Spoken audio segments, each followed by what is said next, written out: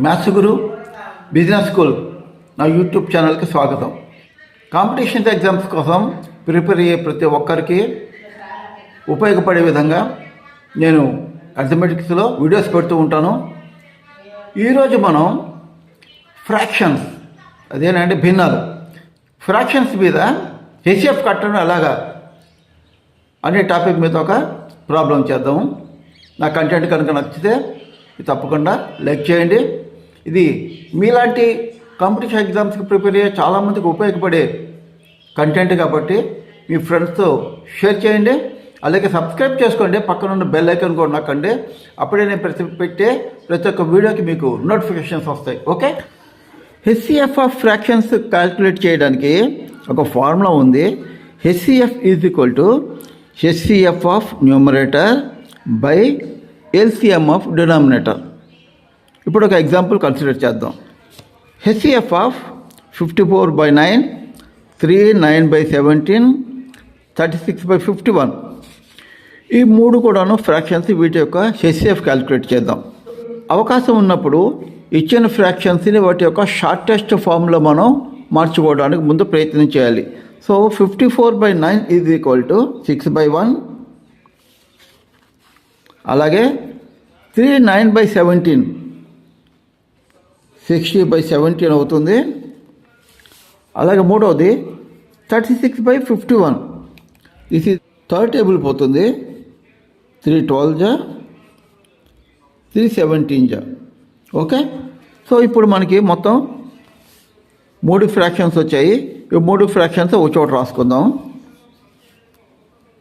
6/1, 60/17, మూడవది 12/17. సో ఇప్పుడు 3 ఫ్రాక్షన్స్ వచ్చాయి. ఈ 3 కూడాను ఇచ్చిన ఫ్రాక్షన్స్ యొక్క షార్టెస్ట్ ఫామ్స్. ఓకే, ఇప్పుడు వీటి యొక్క HCF is equal to HCF of numerator 6, 60, 12 by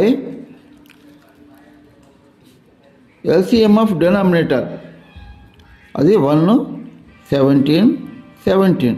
ఇప్పుడు 6, 60, 12 ఈ మూడింటి యొక్క హెచ్సిఎఫ్ ఈజ్ 6, 1, 17 అండ్ 17 ఈ మూడింటి యొక్క LCM is 17. So the answer is 6/17. చాలా సింపుల్. అంటే న్యూమరేటర్ యొక్క హెచ్సిఎఫ్ క్యాలిక్యులేట్ చేసి డినామినేటర్ యొక్క ఎల్సిఎం కనుక క్యాలిక్యులేట్ చేస్తే అప్పుడు మనకి ఆన్సర్ వచ్చేస్తుంది. ఓకే, చాలా హెచ్సిఎఫ్ మీద ఒక ప్రాబ్లం చూద్దాం. 2 numbers are in the ratio of 15:11. Their HCF is 13. Find the numbers. కదా, so let the numbers are 15x, 11x. Okay, అంటే ఇందులో x is a common factor. దీన్ని మనం హైయెస్ట్ కామన్ ఫ్యాక్టర్ కనుక అనుకుంటే ఇందులో HCF is equal to X. కానీ వాళ్ళు ఏమి ఇచ్చారు, హెచ్సిఎఫ్ 13 అని ఆల్రెడీ ఇచ్చేశారు. So given HCF is equal to 13, కాబట్టి ఎక్స్ ఈజ్ ఈక్వల్ టు 13 అవుతుంది. అప్పుడు ఆ నెంబర్స్ ఏమవుతాయి, ద నెంబర్స్ ఆర్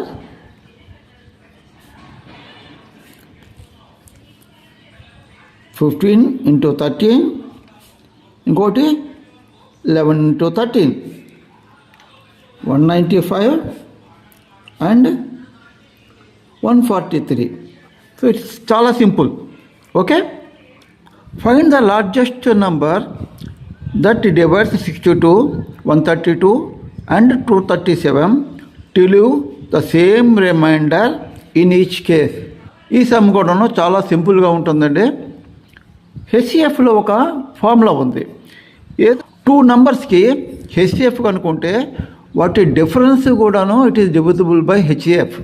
మళ్ళీ చెప్తున్నాను, 2 నెంబర్స్ అంటే 62 అండ్ 132 ఈ హెచ్సిఎఫ్తో డివిజిబుల్. కాబట్టి ఈ రెండింటి యొక్క డిఫరెన్స్ కూడాను అదే హెచ్సిఎఫ్తో డివిజిబుల్ అవుతుంది. ఓకే, ఆ ఫార్ములాని మనం ఇప్పుడు ఇక్కడ అప్లై చేద్దాం. హెచ్సిఎఫ్ ఆఫ్ 132 - 62, అలాగే 237 మైనస్ 132, అలాగే 237 మైనస్ 62. ఇప్పుడు మనం ఎప్పుడైనా సరే ఈ డిఫరెన్స్ వచ్చినప్పుడు పాజిటివ్ నెంబర్స్ మాత్రమే చూసుకోవాలి, జాగ్రత్తగా గుర్తుంచుకోండి. అప్పుడు 132 minus 62 is 105 and 175. So 132 minus 62 is 70. 237 minus 132 is 105 and 237 minus 62 is 175. అంటే ఈ డిఫరెన్సెస్ క్యాలిక్యులేట్ చేసిన తర్వాత ఈ వచ్చిన నెంబర్స్ 70, 105, 175 ఈ మూడింటికి హెచ్సిఎఫ్ కడితే సరిపోతుంది. అంటే హెచ్సిఎఫ్ ఆఫ్ 70, 105 అండ్ 175 ఈ మూడింటికి కనుక మనం హెచ్సిఎఫ్ కనుక క్యాలిక్యులేట్ చేస్తే దాని ఆన్సర్ 35 వస్తుంది. మీరు హెచ్సిఎఫ్ విడిగా సపరేట్గా క్యాలిక్యులేట్ చేసి మీరు చెక్ చేసుకోవచ్చు. ఓకే, మరొక ఎగ్జాంపుల్ చూద్దాం. Find the greatest possible length to measure exactly the length 7 meters, 3 meters 85 centimeters and 12 meters 95 centimeters. ఈ సమ్కి ఈ మూడు లెంగ్స్ యొక్క హెచ్సిఎఫ్ కడితే సరిపోతుంది. అంటే HCF of 7 meters, 3 meters 85 centimeters and 12 meters 95 centimeters. Okay, అంటే ఈ మీటర్స్ సెంటీమీటర్స్ ఉన్నాయి కాబట్టి వీటన్నింటినీ మనం ముందు సెంటీమీటర్స్ కింద కన్వర్ట్ చేద్దాం. అప్పుడు 700, 385 అండ్ 1295 వస్తుంది. HCF is equal to 35. ఈ వచ్చిన 35 మరలా ప్రాబ్లం మీటర్స్ సెంటీమీటర్స్లో ఉంది కాబట్టి వచ్చిన ఆన్సర్ని హెచ్సిఎఫ్ని కూడా మనం మీటర్స్ కింద కన్వర్ట్ చేద్దాం. అంటే HCF is equal to 35/100, that is 0.35 meters. అంటే మనం ఏం చేసాము, మీటర్స్ సెంటీమీటర్స్ ముందు సెంటీమీటర్స్ కింద కన్వర్ట్ చేసి వాటి యొక్క హెచ్సిఎఫ్ కట్టి మళ్ళీ వచ్చిన హెచ్సిఎఫ్ని అంటే ఈ ఆన్సర్ని యాక్చువల్గా ఇది సెంటీమీటర్స్లో వచ్చింది, అగైన్ మీటర్స్ కింద మనం కన్వర్ట్ చేసాం. అప్పుడు మనకి 0.35 meters వచ్చింది. ఓకే, చాలా సింపుల్. ఇలాంటి మరెన్నో అర్థమెటిక్ మీద ప్రాక్టికల్ ప్రాబ్లమ్స్ నేను వీడియోస్ పెడుతూ ఉంటాను.